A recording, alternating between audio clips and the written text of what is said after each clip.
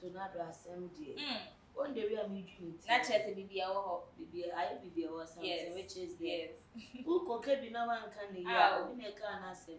Make okay, be a man. Oh, Asama Mzbel ababetro, you only say bibitra keke, and ababetro, but a muye drew ye pa. Share Odiii be a wire bonnet down. Sunny panel, or sasso back to life one. I same you and a baby sound. Sell one a revenge and order now. And now sell assassin cry. my mamma now call by the bus syndicate Steve, so energy made him near Fiamela and ye de eba besom and some way baby guakum and say, Mzbel and I or see Yasuemu or be our born in our castle woman a second chance.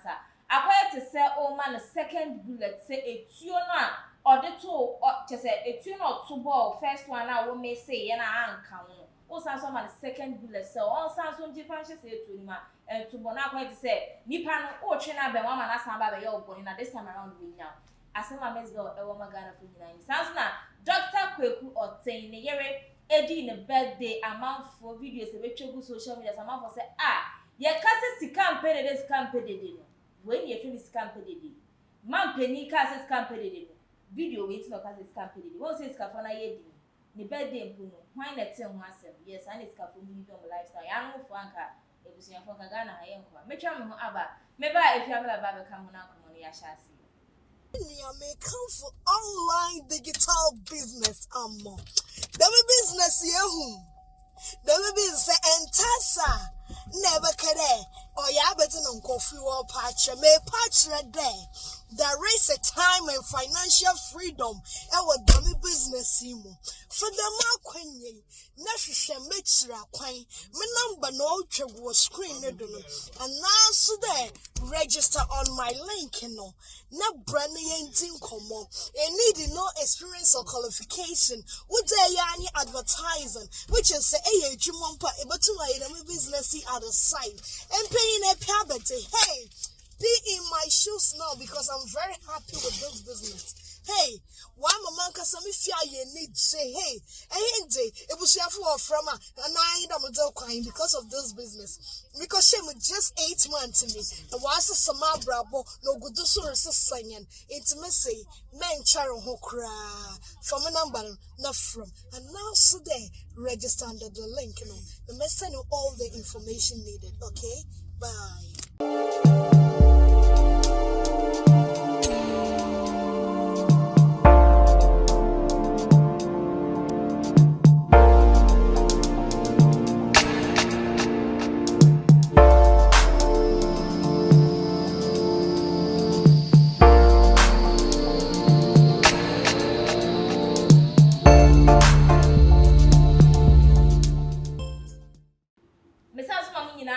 The bus syndicate series, you ever call if you have a money agency. If you have the alcohol, I don't need questions. I think I'm going to say, I will need you. in the radio, see a patch for it. Mecha syndicate TV a chef on your BBR say they be a more like a subscriber share my for phones in your bishe. Baby, I'm with Scarlet Top Credit any band on your ensure ma. Send a be a moving your bin minus am I? Not yet share as see a Mzbel on some of our virtual at social media so no any ever shall see or say.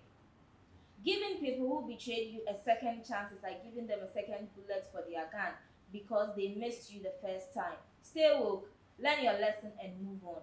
I'm not forced away a shade, and our day airport amo be in some Mzbel to the uncle who will organ who say or no more ever assem. Na shade way if yamla. I'm not for back like nipper back for a tagging a pan a tornado because now saying I just want to not do I'm a year pastor. Then I'll come. Mzbel no di tornado assembly. On the real meeting, not just a BBA or BBA or something, which is yes. Who could be no one can the year, or in a can answer. Make okay be a man. Oh, Kwaka no one can ye pay. No one Kwaku nyama. By Asama Mzbel a king. A asamo, share. If you are suing more, yes, I'm what time for. And you are time. Never do your band one, no see any day. Through your band. Okay.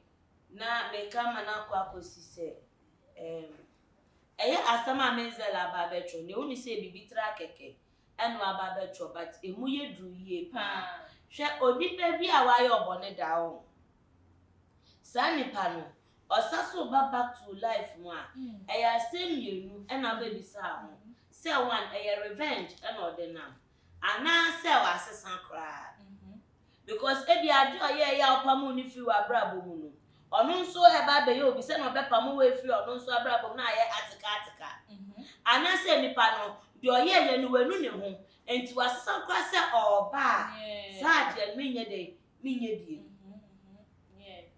but bibi sa ne nso me dofo me nkan kire se agitum so show mu ye because as no obi ani na adwen a odena okoye ne nkofo akọ ne na akọkasa amanfo etunefo bia no mo ni kasa nya o ma na adwen papa adwen boni kwankwan no mutugu na adwuma oba no nim de odeba bia na dia oba abaye no ebese first time dia no oye hwe de na ye ya so obi aba otuo na wanwu na sasu gina ho se nipa ni sasu mbo otuo obi sa de we wa ke be yo de mimi se me no ye aka me ne wa ye me hu wa good morning so ya ka kwa ni ebom na me shawa good morning na betwem me ne wo mba be sia first we am no tini bi because me no ba be sia first me nim dia ode ye de ode ba me nim trimu po e hye wa adwin bia na wo be boni na wo ba be di mi sister me ye de se boni e na wo ba be di it me bi se no me ka cha Mzbel se we ewiase we mu bibi anye pepepe da nipa no waye wade e na me nya akasakasa na okoye enti ensam konkoji sa nipa no emba wa brabo mu biem o de bia no waye lucky se wanfa ho bibi abeto abonten obi won ma obeye wa ba begu we nima to the sense se wuyi wa no bia akra enye yi ba wo de wunya ne lucky o wanfa wansem bia mba abeto abonten enti anu mpo no ka de obetumi ama na another chance because one me no kasa me no ya akapampu onu odito na wamba abonten ama me kasa me ne Mzbel akona me ne Mzbel ese ba insem bia Mzbel kan ye ana na nsia so ase ehu oni odito na bi enti na be se ama bebre kasa ye odito na ena ode no because first na nka efia issue yi ba ye we go for me nu sanko mu twabo na e ba si ana se tornado nko a Mzbel ni obeke bia man ena si aso Mzbel konya issue a tornado nso ni obeke bia man enti me sure se enu nti ana ma Mzbel church osanya onyanya nka tornado e wo ne nche but osaso dwin se me kwa kotwe na aba me hui den ena bebe etri den ena me de na bebe mu ebe fi mu aba ba me ka ni se wonso ni nipa na 90 achu onim de wi anipa no e de Oteng and moreover enye mo first fight kura mo enyi oni na ako anti oyo obi a ka mu so olu nya issue a onfa wo maseme be de en be to abonten de bia me ka sere enamfo de mo ko a ni papa mu ni o obi fo obi secret en be to abonten en san ka be yan ka mu san krofo mienu na mo na ese mo de mo ho ye de en anti dan so be kwa ko fa da fufura wonim de ode be ba by ebia na danfo na kro na so e ba be ma ni second chance no ebia no de ade ye no na ebi e no de ba be du se na be ya won so e be de e be ya oya eno so na eso ye de uhwe owu ye be no nkire se ya ka ni se ni ntino nipa na ya ade ye ya class me ma ni second chance be betumi ama no but ahweyi be hu ya Afia mi gidi se de enti a ebi amanfo ele target tornado ne se won se eja Mzbel ebe kan send wo social media so se ono de ye kan danfo a oni adafo because na fo ni bi ho mo aba wo fia ba shra wo no we so what na some mo lori fe e ma amanfo be ka so di tornado be on follow amanfo be bre wo social chese in fact be on follow obi a e wo social media na say na mate se o san follow yes enti no amanfo ka se ena na say so ye hu se tornado bata no ho ni ade na chese sa asem no obekan yes adafo mi na fo bi o mo ba won pelo ife ni ade eyi fo sika ni ade na chese tornado no di no post when to tornado na ena e kwa ama no onim ye nyina no ye ntumi nka asem ni NCP Yeah. Yenim say Mzbel ni tornado de omo edi agrachi. Yes. And me asem na Mzbel be kan me ya. Men kan dada. Menye tornado but me ya. Se usi obi ye wadanfo. Na se nipa aye bibi ama wa. Enye time a wo bu efu. Ana se time a oni nipa nya issue. Ena beba abonti aba be nipa asimesi kura say na me yema oba me he adamfo bi aya adamfo. Adamfo bi wo hono ni bi. Nti se wo na wo bi no. Una eso oma ni bi. Eno nkyere se oba ho na oma ni bi nti a eno nkyere se ompe wa asem o. Dabi na keba ni se na esikafo fe nya afo adamfo because oni se sa nipa no oni bi. Enti wa ba me ona se me na me ye je me ma ni bi. So what the ameche na say eno nkyere se so oma nipa ni bia na se de bia no de be ya asema ka se nipa na mpe wa asem na obi oba wo bia no oma ni fu osika no.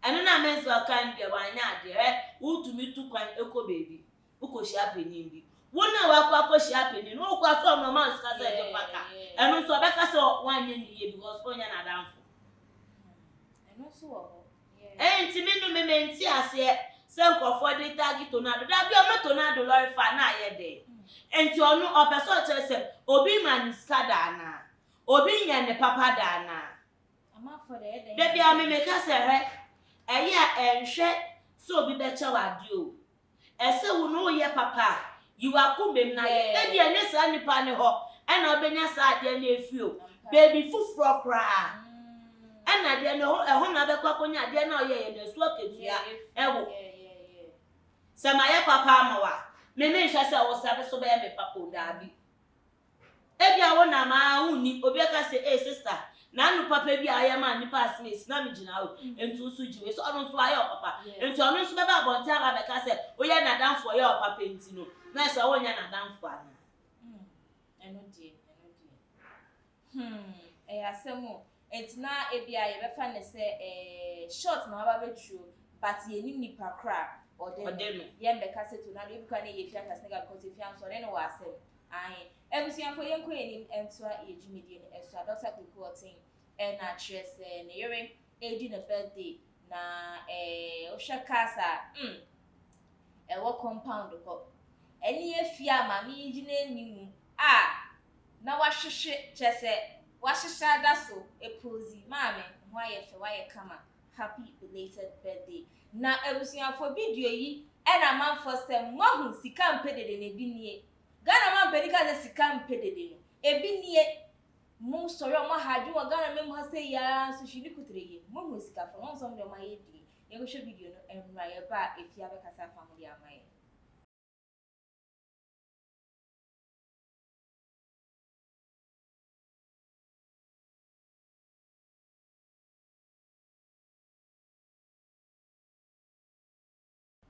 aw Mama ho ayefe waye kama we dey sweet 16 years na video yes sika mpedede example eni ene Ghana for ya adwen eni omo ya adwen de bia me ka se ska fu okuro ma no ma ye de omo ada anko ehunu fo ene ye dede wa he mami me enye ni birthday kwa manka minim no me ka sa Dr. Tini yida me hu ye kwi aje ni ena e chan yeah sanko photo ena ni first wife omo pe eni nkofo abi mi di meni say etwa omo so na sister ye ogina we die eso ono krampo baja ekwi aje mbi ni echa oye mami onya sister mami ye ogina we eso ono krampo baja ekwi aje mbi ni mini so no ye second hwe de bia me ka se wiase we mu no omo wo sika ankasa na me ahye dade sika ehire omo sankofo no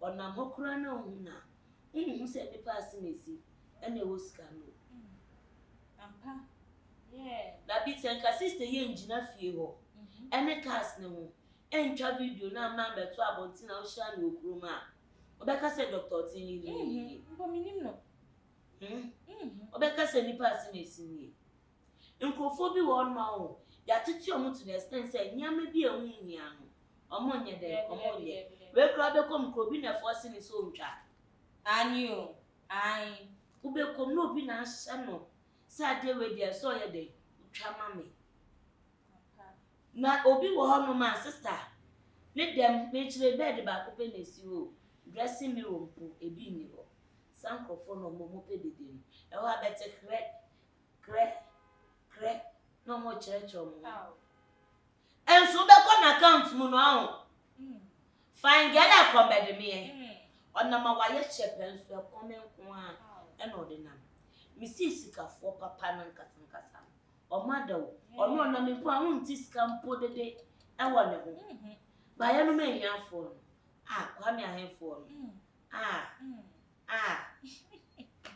e ho na ebe gina moke ne 10 inches die no ye ba no ati say hey ko ni pass na si na eba no enya hyeda twa pictures akese videos akese unim bebre na ya manfo nyama na mokojo laboro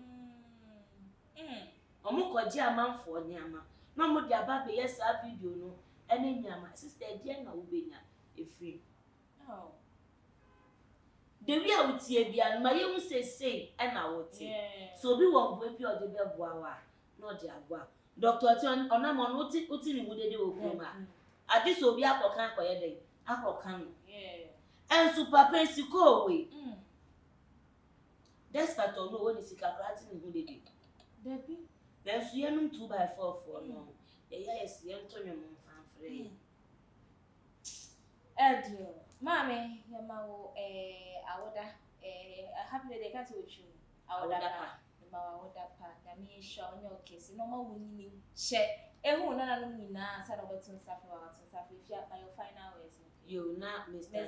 Mzbel jeli so e ma mo mfa asem nkoshe tornado komo de be Mzbel ni tornado tin momo monti sa e bia no na asem na odro eno nche so tornado eno de Sansuna Dr. Oteng wife no yama happy birthday no the way dey twina so still month ni man na woni ti birthday na wodi eno anu no ye de mo be si ahase mo share odo mo like mo share mo subscribe ye fast that so my abo afuna powerful link body sculpture but natural body enhancement e ho no man was we ni e try diaper application so mo fra bibia we nya ma ni dia share e dey esi o mo sans na eduane pa check we eduane pa no so ye den kwan eduane emo eduane ahase ne de mo nyina esi mi dinane oba pasika mi efia mela e de jimedi everson Manat. May come for online digital business. The business you the business entasa never kere or ya better non coffee or patch may patch there. There is a time and financial freedom our dummy business for the marquin Nasha Mitra Quine, my number no was screen and now so there register on my link na branding and common and needing no experience or qualification would there any advertising which is a jumpa but to my business at the site and paying a payment. Hey, be in my shoes now because I'm very happy with this business.